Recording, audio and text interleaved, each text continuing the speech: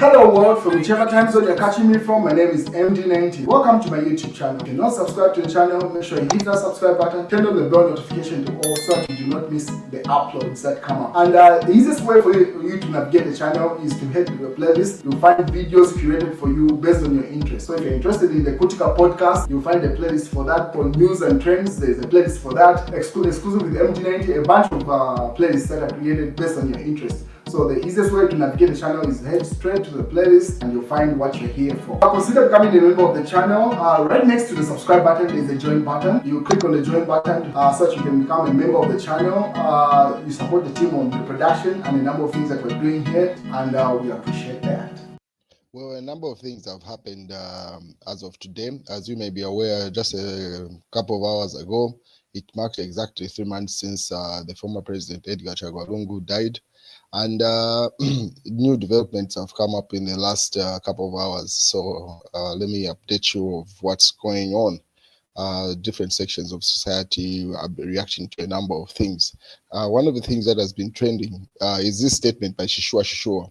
He had put up a statement some time back in August last month, where he alleged to say, if there is any substance to the account linked to rumors that Hakainde Hichilema may run mad or die unless he sees the body of Edgar Lungu by 5th September, then the president is after today's court developments slowly running out of time.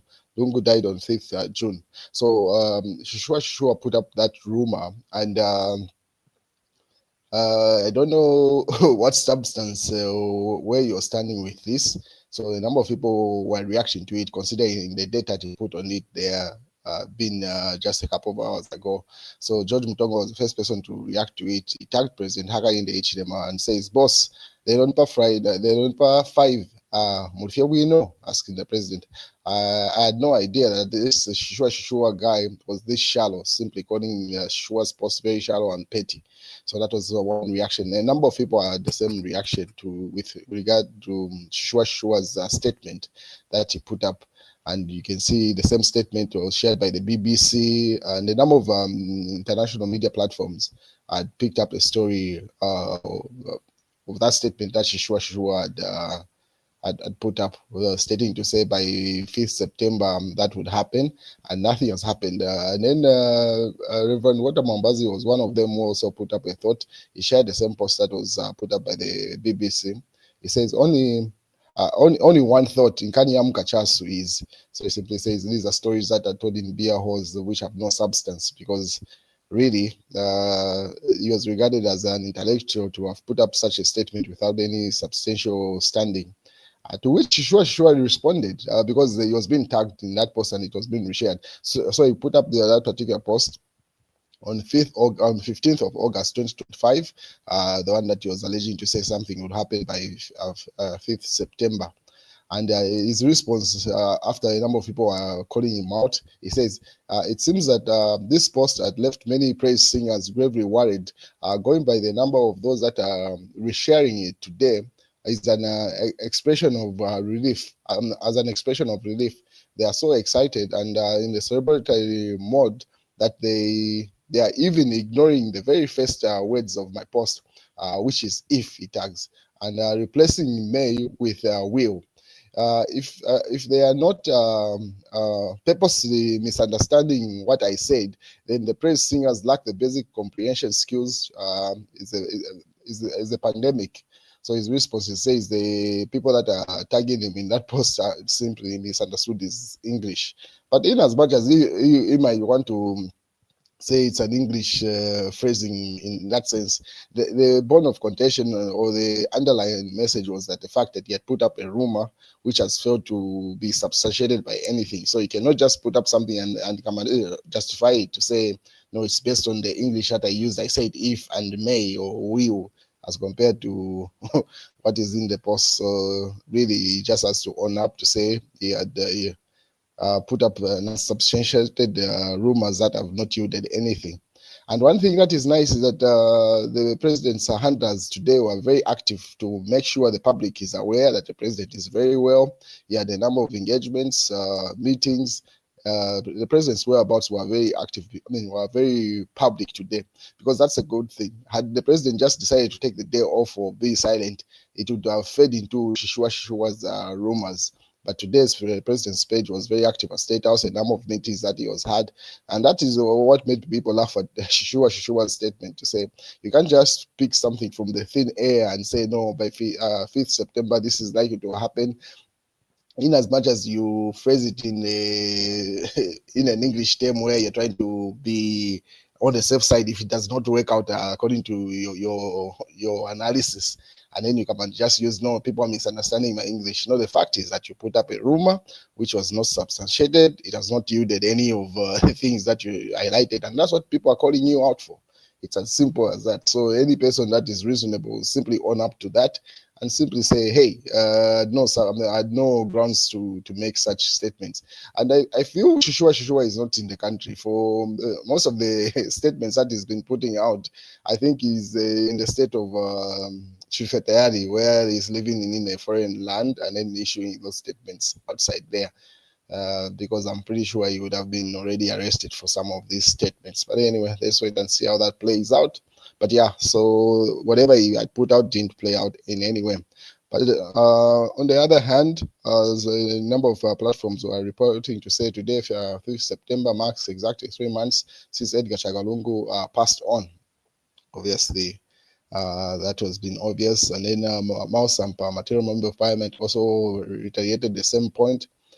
He says it's 90 days, which is just 3 months, 90 days today since you left us, Your Excellency.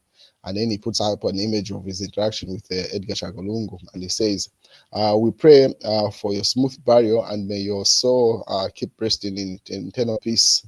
And then he puts up a picture, Edgar Chagalungu doing Chimbuya in 2022 at a burial of ex-Minister of Foreign Affairs, Minister of Finance, Alexander Chikwanda there. So is remembering Edgar Chagalungu with that image of the Chimbuya they had. Obviously, the same statement.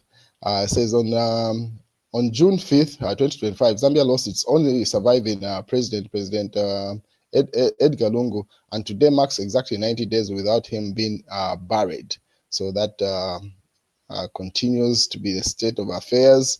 And there's been some progress with regard to that government and the family. And this is what I'm referring to. So the Ministry of Information and Media put up that statement. So a joint statement by the government of the Republic of the government of Zambia and the family of the late President Edgar Lungu. The government of Zambia and the family of the late President Lungu are pledged are pleased to announce that they have commenced formal discussions to resolve the outstanding issues. In the spirit of cooperation and mutual respect, both parties have agreed to employ a mediated process to find solution in honor of the late president's dignity and amidst the family's concerns. The government and the family kindly request that stakeholders and the general public respect the privacy of these discussions and allow the mediation process to unfold without undue influence or speculation. So that's a joint statement that has come from the government of the Republic of Zambia and the Lungu family, which has been signed by Patrick Chagwa, the Secretary to the Cabinet, and also Makebi Zulu, the family spokesperson. So that's a statement simply saying, as of 5th September, the Zambian government and the Lungu family have started formal discussions, and this time around they're using mediators to come to a conclusion. Obviously, compromises have to be made from both sides, from both government side and also the Lungu family, for an amicable solution to be found. And from the look of things, probably the solution will be found even before Monday, because today is Saturday, and they have got a court appearance. So I assume they would like to resolve this issue by Monday, so that when they do appear in court, it will just be announcing what they've resolved outside court, an outside court settlement, and then probably announce a date when Edgar Chagalungu's body can be brought back to Zambia, if they come to that agreement. But from the way things have been playing out the past couple of hours, it looks like that's a direction that's likely to happen between now and Monday. So that's a statement coming from the government and the Lungu family. It's a joint statement which has been co-signed by those two individuals. And then Chifatari weighed in. He says, I will borrow the words of Judge Aubrey the Dabwa, the Dabwa of South Africa to say, I hope it is a real light at the end of the tunnel, not just a train coming in in the discussions with the family. So that's what's going on there.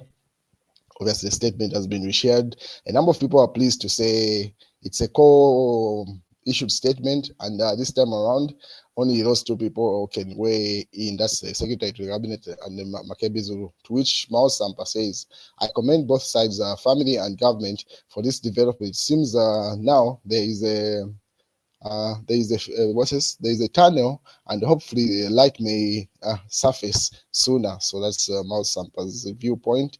Happy with that. And then the Pretoria High Court, we on Monday 8th September 2025 hear Lungu family application for leave to appeal. So obviously that's a date when they will appear in court. And most likely, if these discussions yield results, to just be announcing to the court to say an out of court settlement has been reached.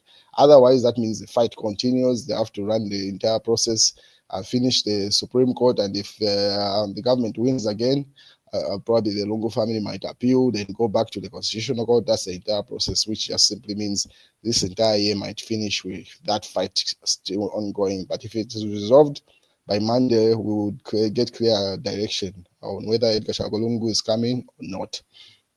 And then Chifetari says pretty much reiterating the same point of that. But in other news, UPND Lusaka Province Chairperson obviously has urged party members and supporters to mobilize and ensure to deliver 4 million votes to President Hakainde Hichilema in 2026. So that's the target for Mariteta. He says President Hakainde Hichilema should get 4 million votes. And then Socialist Party Secretary General, Media Director, Brian Apunda simply put up the same post and asked a number of questions. Where will the 4 million votes for Hakainde Hichilema come from? There are 4 types of votes in any election, and it says the first vote is the merit vote, the second vote is a sympathetic vote, and then the third vote is the tribal vote or regional vote, and the fourth vote is a revote or reversionary vote. So he asked to say, amongst those 4, where is President Hakainde Hichilema's 4 votes, 4 million votes that Mariteta targets going to come from? Obviously, that's just a back and forth between the Socialist Party and the UPND, because in the comment section that he had put up, Mukangu Victor responded to Brian Apunda. He simply says, okay, fine. If you're asking where is Hakainde Hichilema going to get those 4 million votes, then where is Fred Membe going to get a bare or a mere 50,000 votes then? Because really his performance in the by-elections, or the Socialist Party's performance in the by-elections, has been pathetic also. So not even a million, just 50,000 votes. Can Fred Membe even garner up that number of votes? He asks. Obviously, Brian Apunda responds to say, watch this space. Don't be mistaken by Zambians' silence to think Zambians are happy with Hichilema and the UPND government. So that's the response to that. Obviously, people building up to the 2026 elections. The Master Newspaper can say it's a landslide rejection. A landslide victory has backfired on Hichilema, and the UPND says Changara. So obviously the opposition there jabbing at UPND and President Hakainde Hichilema as we head into 2026. Obviously, 10.5 million voters in 2026. I don't know if that's a ECZ target, or those already registered voters at this point.